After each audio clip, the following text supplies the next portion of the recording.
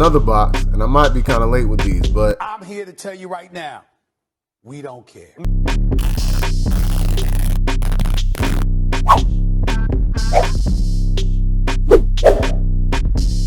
the classic Jordan 1 box. And what we have here are the Heritage Jordan 1 highs. GS sizes if you can't tell.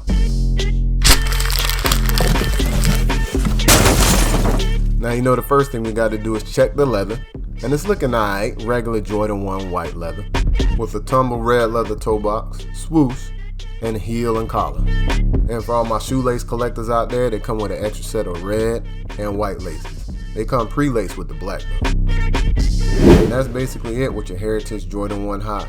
A lot of people wonder if they fire, they not fire. It don't matter, they gonna sell out because they Jordan 1 high. I seen the homie Juan Wilson on Twitter making these in the Chicago ones. No cap, they flame. And you see he got a bunch more to make. Holla at him if you want a pair.